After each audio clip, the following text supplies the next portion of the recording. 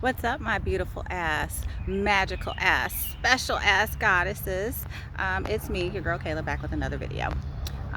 So real quick, I kind of just wanted to talk about an aspect that every goddess really needs to understand in their dating journey, and that is the power of using your intuition, right? Or, as I like to call her, my inner she, right? If I could explain to y'all the number of times in my life where there were so many things that my intuition was trying to call out to me on, and of course I ignored them because I am a very empathic person. I like to believe the best in everyone. Um, and to be quite frank, especially when I was younger, I was just naive as shit. Like, ugh, it was terrible. So terrible. Like, so terrible. Like, just to give you an example of how terribly naive I was, and the dumb shit that, I would fall for because, I didn't exercise my intuition. I wasn't listening to myself. I wasn't being me. I was people pleasing and trying to get people to like me more than getting me to like me, right? So an example of this was, I don't remember how old I was. I'd probably say I was maybe like 23 or 24 at the time, right? And this was right after Hurricane Katrina. And I was still living in Chicago at the time because that's where I'm from. Shout out Southside. And I had met this guy, right? And he gave me the sob story about he had just came up from Chicago, from Louisiana, because of Hurricane Katrina, and he got displaced and he lost everything, and he didn't have this wallet, and he had his last check from his job, but he didn't have a way to cash it, and so he asked if he could sign it over to me and cash it, and I cashed it for him through my bank account, right? And the check was for like, I don't really remember. It was over $3,000. I want to say it was maybe like 3,200 or 3,500 or something like that, right? So me being the person I was, I did it.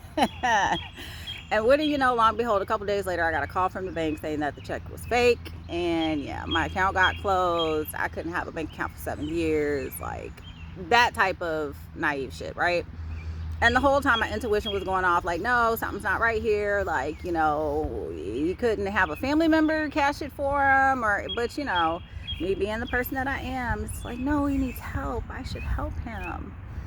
So, that's just one of many examples I have of the times that I didn't listen to my intuition, and it was always spot on. And I paid dearly in the end every single time. Learn to listen to your intuition. Your inner she is there for a reason. Your inner she will never guide you wrong. Your inner she is there to help you.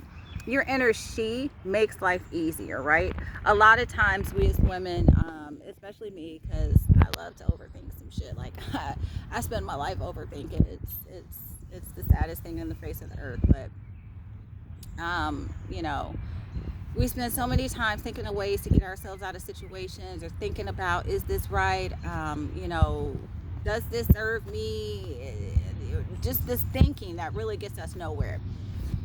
But for this first week of May, I want to challenge you guys, right? Don't think about anything. Start feeling, right?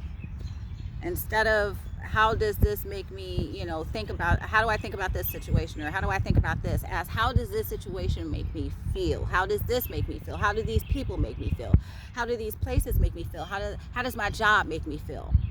How does any of it make you feel? And when you use your intuition to do this, I'll teach you a really good trick on trying to strengthen and hone in your intuition. What you can do is basically get 2 items, right? And one of these items will be something that you absolutely love. I mean, if you love pizza, go get you a slice of pizza and put it on a plate, and hold that plate. And just think of, how much you love pizza and how good that, what that pizza makes you feel, right? And then take something that you really hate. Like, for example, I would take like a piece of okra and I would put that okra in my other hand, and I would concentrate on how that thing I didn't like made me feel.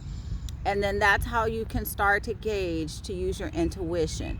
Intuition is all about how something makes you feel. I remember when that TV show Scandal was on, right? We all remember the great Olivia Pope. And she used to always talk about her gut feeling, right? What she was basically talking about was her intuition. That is that gut feeling that you have, especially when you intrinsically know that something is not right. But, because of old patterns and behaviors and things like that, we tend to hold on to it even though it's no longer serving us and it doesn't make us feel good anymore. So honor your inner she, listen to your inner she. Your inner she will always guide you properly, especially when it comes to your relationships, right? I remember for a time, I'm sorry, I'm at the park and I'm trying to keep an eye on my son. Hold on a second. Isaiah! Sorry. Anyway, but, there were so many times where I was entertaining people in my life, and don't think when I say using your intuition when it comes to people in your life just pertains to relationships, romantic relationships. A lot of this will also pertain to family, especially if you were just awakening and you haven't learned yet that not everybody is going to think like you think. Not everybody is going to see what you see. Not everybody is going to understand what you understand. And because you think differently and because you see things differently, people can't get used to different. And they may not be able to appreciate the old you. And they may not like, the fact that there is a new version of you.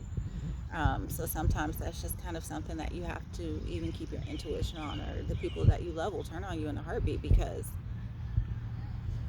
they're not accustomed to change, and not many people like change, especially if you are a goddess who is kind-hearted and warm and giving and always wants to look after others, and you haven't been able to reciprocate that in your relationships. They won't necessarily care for the new version of you, and that's okay. You can lovingly release them and let them go about their way. But at the end of the day, you are the person that gets to make the decision based off of your intuition on who bug who gets to stay and who gets to go. So you're the one that gets to pick and decide. But stop using so much of this to base all of those decisions off of, probably driving yourself crazy in the process when you already know what it is that you feel. Here, use this thing, it's useful, I promise. Especially when you know that your heart is the most precious thing to you, and that is what you don't want to get hurt. And when you don't want it to get hurt, you're going to take what it says into consideration a little bit more, as opposed to using this. Because let's be honest, what happens most of the time, especially in romantic relationships, is that you meet somebody and sometimes they perceive themselves to be one way, and then after a while you start to realize that person is not who they perceive themselves to be, and they are somebody totally different. And in that perception, you can get caught up in the distortion of thinking like, oh, well, I know that this is how this person is now, but I can help them be better. I can help them be this way. I can help them do this. I can help them, be something that they're not. You're wanting them to be something that you're wishing for them to be, and that's what you want for them, but is that what they want for themselves? And more than likely not, because otherwise they probably would have done it by now. So, and when we find ourselves in these situations, when it all comes down to it, in the end, you're like, I knew it was never going to work. And then we go through that process where we beat ourselves up and we get so mad at ourselves. But it's like, maybe it was actually meant to happen that way. Maybe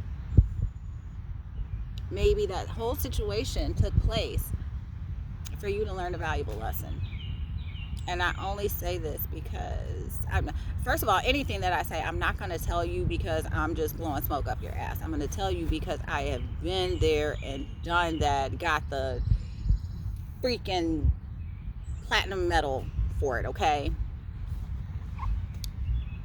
When you don't learn a lesson the first time, the universe is going to bring it to you again and again and again and again and again until it understands you what it needs you to understand. Most of the time, what it needs us to understand is how to value ourselves. I remember when I kind of first started my process of spiritual awakening, and you know, when things started happening in my life and I'm realizing, okay, there's a lesson behind this. My lesson was, I always perceived the lesson to be something way different than what it was. You know, there's that distraction method where sometimes I'm like, oh, my lesson is to learn, you know, about, you know, these types of people and such and such. But it was never about learning about other people. It was always learning about self, about me, about the type of people I'm attracting and why I am attracting them, right?